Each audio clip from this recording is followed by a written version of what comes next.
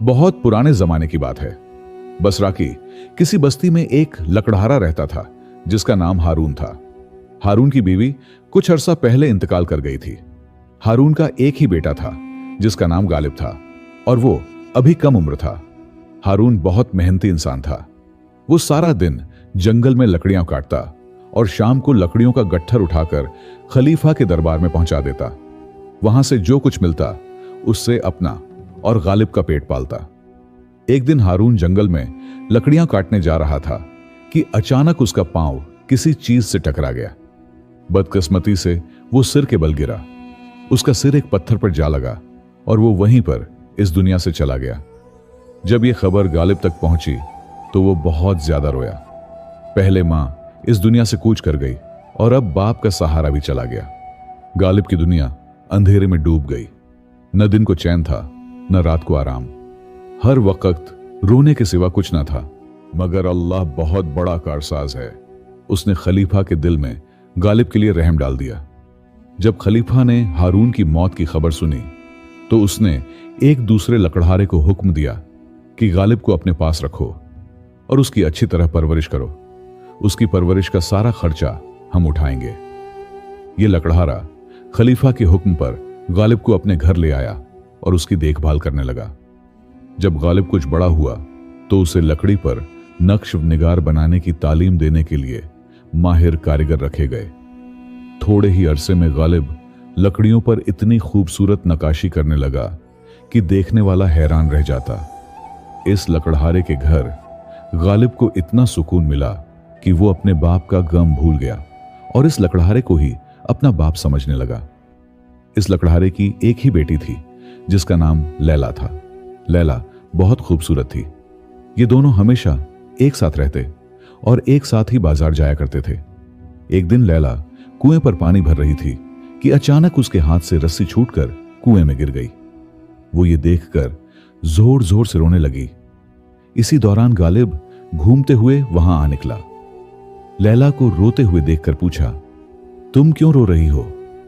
लैला ने आंसू पोंछते हुए कहा, मेरी रस्सी कुएं में गिर गई है। अब मेरी मां तो मेरी जान निकाल देगी। गालिब ने हंसते हुए मजाक में कहा, अच्छी बात है, तुम्हें तो मार पड़नी ही चाहिए। लैला बोली, ए गालिब, तुम मेरी रस्सी निकाल दो। गालिब ने कहा, एक शर्त पर रस्सी निकाल सकता हूं। लैला ने पूछा, कैसी शर्त? गालिब बोला, वादा करो कि तुम मेरे साथ निकाह करोगी। भोली लैला क्या जानती थी कि निकाह क्या होता है। उसने समझा कि यह भी कोई बच्चों का खेल होगा। वो फौरन बोली, हां जरूर कर लूंगी। यह सुनकर गालिब ने अपनी पगड़ी कुएं में लटकाई, लेकिन पगड़ी छोटी थी और पानी की सतह तक न पहुंच सकी। अब क्या किया जाए? गालिब ने पगड़ी निकाली और उसे लैला के दुपट्टे से बांधकर सिरे पर कुछ कांटे लगाकर दोबारा कुएं में लटकाया। रस्सी कांटों में उलझ गई तो गालिब ने बड़ी एहतियात से उसे ऊपर खींच लिया। लैला रस्सी पाकर बहुत खुश हुई और रस्सी लेकर घर की तरफ भागने लगी। गालिब ने उसका हाथ पकड़ लिया और कहने लगा, तुमने मुझसे वादा किया था कि मेरे साथ निकाह करोगी। पहले अपना वादा पूरा करो, फिर घर जाना। लैला ये सुनकर फौरन राजी हो गई और फिर दोनों का निकाह हो गया। लैला को क्या मालूम था कि यह निकाह किस चीज का नाम है। लैला अब जवान हो चुकी थी। खलीफा के बेटे उमर को जब लैला की खूबसूरती का पता चला तो वो उसे देखने आया। लैला की खूबसूरती देखकर वो उस पर फरीफ्ता हो गया और घर जाकर अपने वालिद से कहने लगा, मैं तो बस लैला से ही निकाह करूंगा। खलीफा ये सुनकर परेशान हुआ, लेकिन जब उसने अपने वजीरों से मशवरा किया तो सबने कहा कि नौजवान शहजादे का निकाह वहीं करना चाहिए जहां वो चाहता है। बहुत सोच विचार के बाद खलीफा ने लकड़हारे की बेटी लैला के लिए अपने बेटे का पैगाम भेज दिया। लैला के वालिद को जब यह खबर मिली तो उसकी खुशी की इंतहा न रही। लैला एक समझदार और शाइस्ता औरत बन चुकी थी। उसने इस बात पर खामोशी से रजामंदी जाहिर कर दी। सिर्फ गालिब ही इस बात से परेशान था और अकेले में आंसू बहाता रहता था।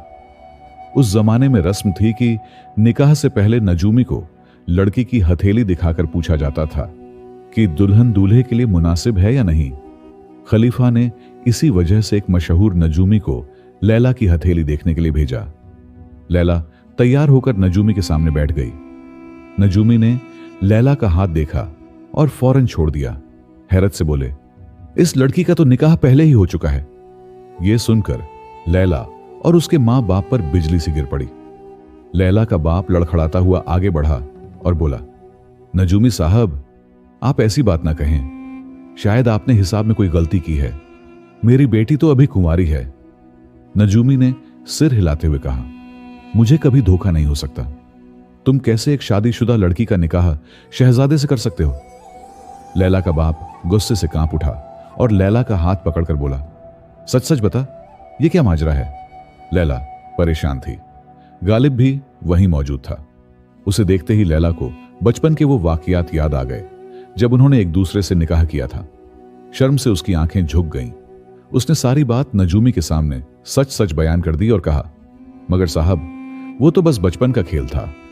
नजूमी उठ खड़े हुए और बोले, बेटी, निकाह कोई खेल नहीं होता। ये एक पुख्ता बंधन है।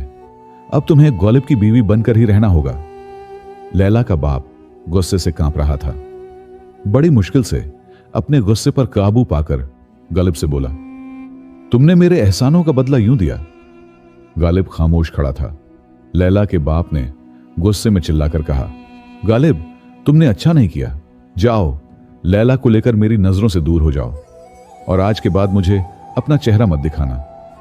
लैला रोती हुई उठी और गालिब का हाथ थामकर हमेशा के लिए अपना घर छोड़कर चली गई। दोनों चलते चलते एक दूसरे शहर में पहुंचे। लगातार सफर करने से दोनों थक चुके थे। जब वो बाजार पहुंचे तो सामने एक सराय नजर आई तो वो उसमें दाखिल हो गए। सराय की मालकिन एक चालाक औरत थी। उन्होंने उससे पूछा कि क्या हमें रहने के लिए एक कमरा मिल सकता है? उसने कहा, कमरा क्यों नहीं मिलेगा? अपने खाने पीने और कमरे का किराया अदा करो और जितना चाहो ठहरो। गालिब ने कहा, बड़ी भी, मेरे पास अभी पैसे तो नहीं, लेकिन यहां काम करके जो कुछ कमाऊंगा उससे तुम्हारा हिसाब करता रहूंगा। सराय की मालकिन ने पूछा, तुम क्या काम करते हो? गालिब ने जवाब दिया, मैं लकड़ी पर नक्श व निगार का काम करना जानता हूं। मालकिन ने कुछ देर सोचा और फिर बोली, जो कुछ तुम बनाओ वो मुझे दे दिया करो। मैं उसे बेचकर अपने पैसे रख लूंगी और जो बचेगा वो तुम्हारे हवाले कर दिया करूंगी। गालिब को उस वक्त सर छुपाने की जगह चाहिए थी। उसने कहा, मुझे मंजूर है। मालकिन ने एक छोटा सा कमरा दे दिया और दोनों मियां बीवी उसी में रहने लगे। गालिब ने काम शुरू किया। वो रोजाना लकड़ी पर नक्काशी करता और फिर वो लकड़ी मालकिन के हवाले कर देता। वो उसे बाजार में बेच आती और सारे पैसे खुद रख लेती। गालिब जब पूछता कि मेरी चीज कितने की बिकी, तो वो कहती, जो कुछ मिला वो हिसाब में पूरा हो गया। ये सुनकर गालिब खामोश हो जाता। एक दिन लैला ने गालिब से कहा, बदन के कपड़े फट फट कर खत्म हो चुके हैं। एक पैसा भी नहीं बचता कि कुछ खरीद सकें। इस तरह गुजर बसर कैसे होगी? अगर यहां काम नहीं चलता तो चलो किसी और शहर में अपनी किस्मत आजमाएं। गालिब और लैला ने वहां से जाने की तैयारी की तो सराय की मालकिन घबराई। उसने सोचा कि आमदनी का सिलसिला बंद हो जाएगा। वो लैला के पास गई और उसे समझाना शुरू किया, बेटी, लकड़ी के काम की कीमत हर शहर में यही मिलेगी। अगर ज्यादा आमदनी चाहती हो तो अपने शौहर से कहो कि जंगल से चंदन की लकड़ी लाए और उस पर नक्काशी करे। वो जरूर अच्छे दामों में बिकेगी। जब ये बात लैला ने गालिब से बताई तो गालिब और लैला ने आपस में मशवरा किया और फैसला किया कि दूसरे शहर जाना बेकार है। सफर की तकलीफें उठाने के बाद अगर वहां भी यही दाम मिले तो कुछ फायदा नहीं होगा। इसलिए बेहतर है कि इसी शहर में रहकर चंदन की लकड़ी तलाश करके उस पर नक्काशी की जाए। गालिब ने सराय की मालकिन से पूछा, चंदन की लकड़ी कहां से मिलेगी? उसने बताया कि शहर के मगरिब में एक बड़ा जंगल है जहां चंदन के दरख्त हैं। गालिब ने कहा, मैं कल ही लकड़ी लेने जाऊंगा। मेरी गैर मौजूदगी में मेरी बीवी का ख्याल रखना। अगले दिन सुबह गालिब जंगल की तरफ रवाना हो गया। जंगल का बाहरी हिस्सा बहुत खूबसूरत और सरसब्ज था, लेकिन जैसे जैसे वो अंदर जाता गया जंगल घना और तारीक होता गया। कई दिनों तक सफर करता रहा और बलाखिर चंदन के जंगल में पहुंच गया। गालिब ने चंदन की बहुत सी लकड़ियां काटें और घास फूस की रस्सियों से एक बड़ा गट्ठर बांध लिया। उसे कंधों पर उठाकर वापसी के लिए चल पड़ा। अकेला आदमी, और इतना बोझ थोड़ी दूर चलता और फिर जमीन पर रखकर बैठ जाता।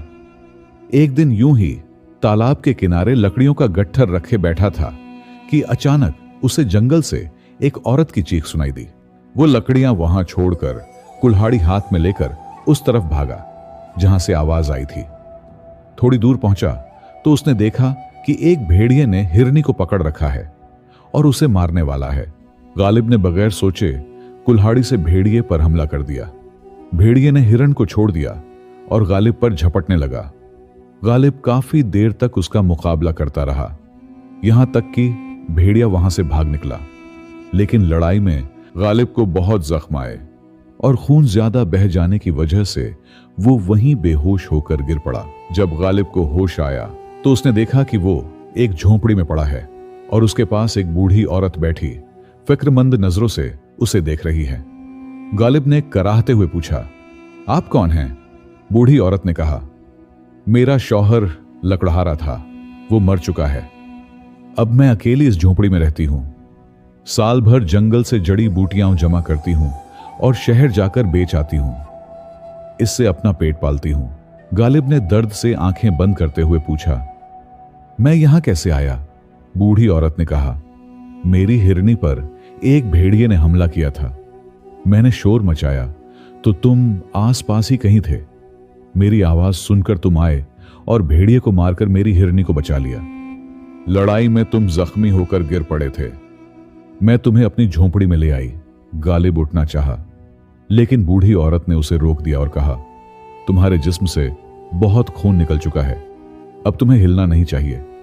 मैंने तुम्हारे जख्मों पर जंगली जड़ी बूटी पीसकर लगाई है, उम्मीद है कि वो जल्द ठीक हो जाएंगे। गालिब कई दिन तक बीमार पड़ा रहा और बूढ़ी औरत उसकी देखभाल करती रही। इधर गालिब को गए कई दिन गुजर गए। सराय की मालकिन परेशान हुई कि गालिब की वजह से जो आमदनी होती थी वो बंद हो गई और अब लैला को खिलाने पिलाने का बोझ उसके सर पड़ गया है। उसने सोचा कि किसी तरह लैला से छुटकारा पाना चाहिए। लैला खूबसूरत थी। मालकिन ने सोचा कि उसे बेच दिया जाए तो अच्छी खासी रकम मिल जाएगी। शहर का एक सौदागर लौंडियां खरीदता और बेचता था। मालकिन ने उससे लैला को बेचने की बात पक्की कर ली। सौदागर ने कहा कि कीमत लड़की देखने के बाद तय होगी। मालकिन ने लैला से कहा, तुम हर वक्त घर में बैठी रहती हो, चलो मैं तुम्हें एक जगह घुमाने ले जाती हूं। घर से बाहर निकलोगी तो दिल बहल जाएगा। लैला का जाने का दिल तो न था, लेकिन मालकिन के इसरार पर वो तैयार हो गई। मालकिन उसे बहला फुसला कर सौदागर के घर ले गई। लैला को सौदागर के सामने पेश किया। सौदागर ने जब लैला को देखा तो सोचा कि ये लड़की बहुत खूबसूरत है, इसे खलीफा के दरबार में लौंडी बनाकर बेचूं तो अच्छी रकम मिलेगी। उसने मालकिन को मुनासिब रकम दे दी और मालकिन पैसे लेकर सराय वापस चली गई। जब मालकिन देर तक न आई तो लैला ने सौदागर की बीवी से कहा, बाहर जाकर देखें कि वो कहां रह गई। सौदागर की बीवी ने बताया कि मालकिन तो चली गई और तुम्हें मेरे शौहर के हाथ भेज गई। ये सुनकर लैला ने अपना सिर पीट लिया। कुछ दिनों बाद सौदागर लैला को खलीफा के दरबार में बेचने ले गया। खलीफा ने लैला को देखा तो बहुत पसंद किया। जब उसने अपने बेटे उमर के लिए लैला का रिश्ता तय किया था तब उसने खुद लैला को नहीं देखा था। खलीफा ने सौदागर को अच्छी खासी रकम देकर रुखसत किया। शहजादे का निकाह अब एक शहजादी से हो चुका था। खलीफा ने हुक्म दिया कि लैला को शहजादी की लौंडियों में शामिल कर दिया जाए। लैला लौंडियों के साथ रहने लगी और बड़ी मेहनत से काम करती। कुछ ही दिनों में वो शहजादी की नजरों में चढ़ गई। शहजादी उसे उदास देखकर पूछती, तुम्हें किस बात का गम है? लेकिन लैला हमेशा बात टाल देती।